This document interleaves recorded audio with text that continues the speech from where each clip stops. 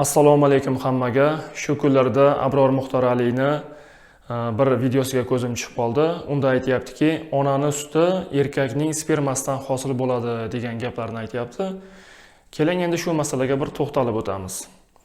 Endi domlachiligini qilgani yaxshi, albatta. Endi domla bir androlog emas yoki seksopatolog emas yoki embriolog emas. Nimaga asoslanib endi bunaqa degan bilmadim. Onani suti erkakning spermasidan hosil bo'lmaydi hech qachon. Bu na tibbiy nimaga to'g'ri keladi, umuman ilmiy asoslanmagan dalillarga to'g'ri kelmaydi bu. Umuman nima deydi? Ilmiy asoslanmagan bu. Ya'ni onani suti erkakning spermasidan hosil bo'ladi degan gap hech qanday ilmiy dalillarga asoslanmagan gap. Xo'p, nimadan hosil bo'ladi unda degan savol tug'iladi. Mana erkak bo'ladimi, ayol bo'ladimi, insonning o'sha bosh miyasida gipofiz bezi bo'ladi. Ya'ni bu gipotalamusga borib taqaladi. Gipofiz bezidan chiqadigan prolaktin degan gormon bor. Prolaktin gormoni ayollarda ko'proq bo'ladi, erkaklarda kamroq bo'ladi. Nisbatan ayollarda ko'proq bu rivojlangan bo'ladi. Ya'ni prolaktin gormoni ayollarda sut ishlab chiqarishni ta'minlaydi. Ya'ni ayol tug'ruqdan so'ng, ya'ni bola dunyoga kelganidan so'ng prolaktin gormoni sut bezlariga kuchli ta'sir qilishni boshlaydi. Ya'ni ularni stimullaydi, qo'zg'aydi. Natijada sut bezlaridan sut ishlab chiqarilishi ko'payadi. Bola qanchalik onani ko'proq emsa, ya'ni buni o'sha laktatsiya davri deyiladi, ya'ni o'sha emizish davri. Bola qanchalik onani ko'proq emsa, oziqlanish kuchayib borsa, chastotasi shuncha sut bezlaridan sut ishlab chiqarilishi ko'payadi va prolaktin gormoni ta'siri ham ortib boradi. Endi erkaklarda prolaktin gormoni nima vazifasini bajaradi? Kam miqdorda ishlab chiqariladi. Erkaklarda prolaktin gormoni asosan testosteron gormonini ishlab chiqarishini ta'minlaydi. Testosteron gormoni bu urug'ni sifatini ta'minlaydi. Ya'ni spermani sifatini, otalantirish qobiliyatini ta'minlaydi bu. Endi bu domla aytayaptiki, erkakning spermasidan onani suti hosil bo'ladi, deyapti. Bu hech qanday ilmiy gap emas bu. Agar domla haqiqatan buni ilmiy jihatdan isbotlab beraman, men gapirib beraman desa, marhamat chiqib gapirsin. Chunki bu shu kunlarda mana internet tarmog'ida, ayniqsa Instagramda juda ko'p odamlarda noroziligiga, tahlikaga sabab bo'lyapti. Ya'ni odamlar bundan endi domlani aralashmagani shu qoladi o'zi. Sut, onani suti qolgan edi aralashmagani deb. To'g'risida endi misol uchun Abror domla mana ana u kitobxon aka chiqdi, Xayrulla Asadov. Unga ham osildingiz. Qancha insonlarda o'sha kitob o'qishiga motivatsiya berdi, ya'ni ruhlantirdi bu Xayrulla Asadov ham. Shuni ham gapirib chiqdingiz-da. Ana u g'ayrat do'stlikni ham gapirgandingiz. Endi onani sutini ham gapiring endi. Siz diniy insonmisiz? Misol uchun o'sha to'g'ri, insonga dunyoviy va diniy ilmlarda o'rganish kerak buni, lekin siz mutaxassisligingiz bo'yicha tortishsangiz, gapirsangiz bo'laveradi. U siz embriolog emassiz, androlog emassiz, seksopatolog emassiz. Nima qilasiz unaqa chiqib onani suti erkakning spermasidan paydo bo'ladi, u bu deb. Shu borada ilmingiz bo'lsa ekan yoki mana shu tibbiy ilm bo'yicha siz eng quyi pog'onadagi inson bo'lganingizni ham gapirsangiz bo'laverardi. Men shundan xabarim bor, men tibbiyotga o'zimni umrimni sarflaganman deb qancha mutaxassislar mana shu tibbiy jihatdan o'sha meditsinada qancha odamlar bo'lishiga qaramasdan ular jim o'tiribdi, indagani yo'q misol uchun. O'shaning uchun nima deydi? O'zingiz yaxshi bilasiz, har bir ishni o'zini ustasi qilgan yaxshida, har bir ishni o'zini ahli qilish kerak, o'zini ahllaridan gapirish kerak. Noahil egalarini qilishligi bu qiyomatning alomatlaridan biri. O'zingiz yaxshi bilasiz. Payg'ambarimizdan so'rashganda aytgan u, qiyomat qachon paydo bo'ladi deganda, bir ishni noahil egalari qilishligi qiyomatni kelganidan dalolat bu deydi. Yaqinlashtiradi deydi. Shuning uchun bu bilib olaylik, ya'ni onani suti hech qanday erkakning spermasidan, u urug'idan hosil bo'lmaydi hech qachon. Bunga hech qanday nima yo'q. Yana bitta o'sha shifokor akamiz chiqib gapirdi.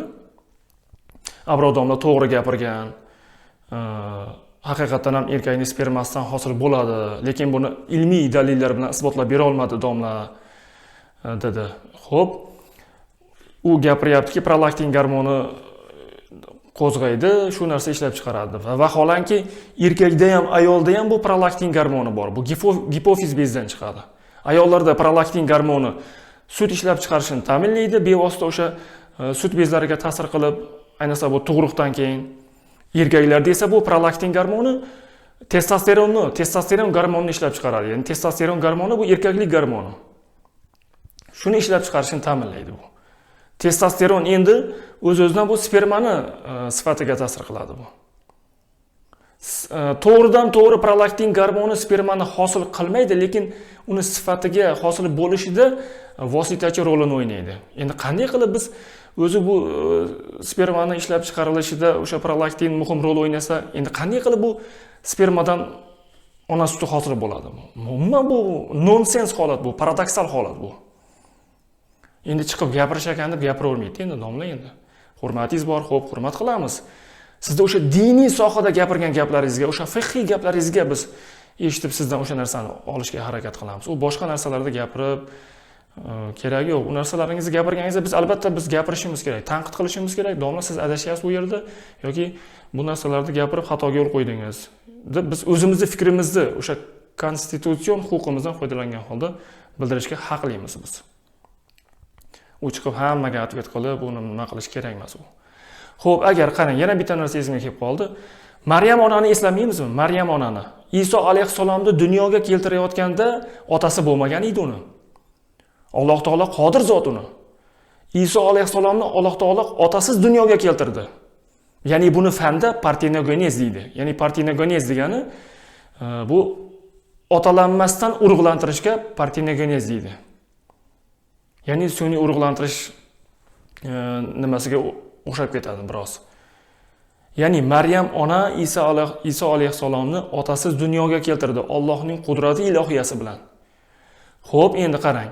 Agar biz sizni gapingizga quloq solsak, onaning suti erkakning spermasidan paydo bo'ladi desak, bunga ishonsak, mayli domla endi buni mutaxassis sifatida gapirdi desak, qarang.